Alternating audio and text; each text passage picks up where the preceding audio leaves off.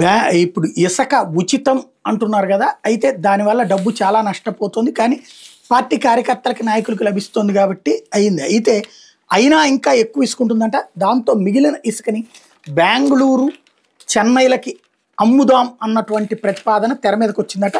ఇదైనా మరి ప్రభుత్వం సంపాదిస్తుందా? లేకపోతే నాయకులకు వదిలేసి వాళ్ళని సంపాదించుకోమంటుందా చూడాలి.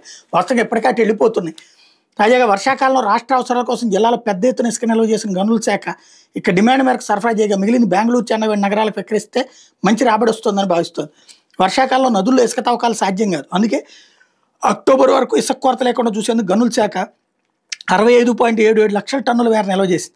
అత్యధికంగా తూర్పుగోదావరి, కోనసీమ జిల్లాల్లో 10 లక్షల టన్నుల, కృష్ణా, ఎన్టీఆర్ జిల్లాలో 7 లక్షల టన్నులు, శ్రీకాకుళం, వైఎస్ఆర్ కడప జిల్లాలో 4 లక్షల టన్నులు చొప్పున ఇలా అన్ని జిల్లాల్లో నిల్వ చేసింది. ఇదే కాకుండా తూర్పుగోదావరి, శ్రీకాకుళం, ఎన్టీఆర్, గుంటూరు, నెల్లూరు, కర్నూలు జిల్లాలో జలాశయాలు, బ్యారేజీలు, నదుల్లో డీసిల్టేషన్ ద్వారా 45 లక్షల టన్నుల మేర వెలికి తీసేందుకు ఏర్పాట్లు చేసింది. అంటే మొత్తంగా 1.10 లక్షల టన్నుల ఇసుక అందుబాటులో ఉంటుంది.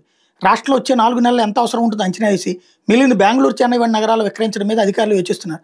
ఆ 2 నగరాల ఇసుక డిమాండ్ ఎక్కువ. వైకాపా ప్రభుత్వంలో జేపీ సంస్థ ద్వారా ఇసుక కార్యాలు జరిపినప్పుడు అక్రమంగా ఆ నగరాలకు తరలించి అక్రమంగా సొమ్ము చేసుకున్నట్టు ఆరోపణలు వచ్చాయి.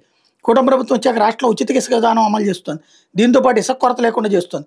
పొరుగు రాష్ట్రాల డిమాండ్ ఉండడంతో సేనరైజ్ తవ్వకాలు, రవాణా ఖర్చులు అదనంగా మరికొంత ధర కలిపి విక్రయిస్తే అదనపు రాబడి వస్తుందని అధికారులు భావిస్తున్నారు. ఖనిజ అభివృద్ధి సంస్థ ద్వారా విక్రయాలపై పరిశీలిస్తున్నారు. ఇది ఇప్పుడు అధికారికంగా అమ్మేటటువంటి కార్యక్రమం. ఇది ఒక ఎత్తు అయితే అసలు పాయింట్ ఏంటంటే, ఒక పక్కన అమరావతి కడుతున్నాం, రాష్ట్రంలో బోల్డ్ అంత నిర్మాణాలు చేస్తున్నాం అంటారు. మరి ఇసుక అక్కడికి ఎక్కడి నుంచి తెస్తారు? అక్కడికి పోను మిగులుతోందా? ఇది ఇక్కడ $1 మిలియన్ ప్రశ్న.